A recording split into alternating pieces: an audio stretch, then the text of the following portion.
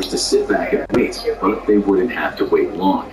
Marine rocket artillery based dozens of miles away had been feeding precision rockets into the fight with the aid of drones striking at enemy artillery.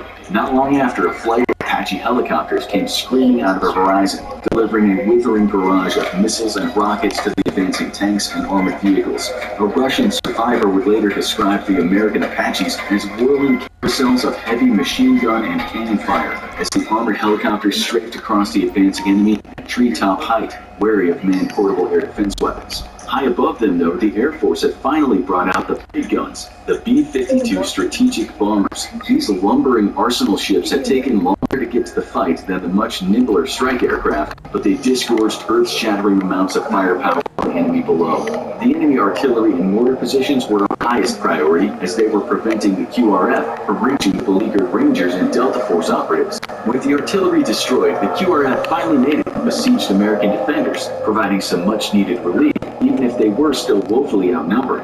U.S. planes low on fuel or out of ordnance had by now been forced to turn back, opening up a brief window for the Wagner-led attack. Many of the enemy had abandoned their vehicles by now more a liability than a protection, and advanced on foot. The newly arrived Marines fed fresh ammo to the defenders who by now were nearly out of everything, down to just a few magazines of rifle ammunition. Machine guns and javelins opened up once more, unleashing hell on the advancing troops. From inside their Stryker vehicles, Marines operated the remote weapon stations, their thermal sensors making it impossible for the enemy to hide in the dark. An AC-130 gunship arrived in the sky overhead, opening up with its howitzer and cannons. Air Force combat controllers began to direct the next wave of American strike aircraft, which had been quickly refueled and rearmed. Their weary pilots refusing to be replaced as long as U.S. troops were still under fire.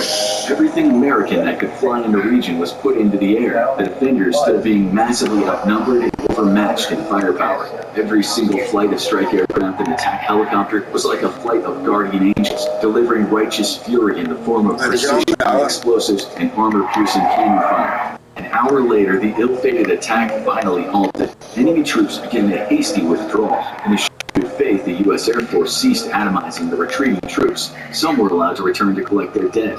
The 500-strong force had been shattered, and the only casualty on the U.S. side was an allied Syrian fighter who had been lightly wounded. So, what really happened, and who was in charge, and how was Russia responsible for this overwhelming U.S. victory?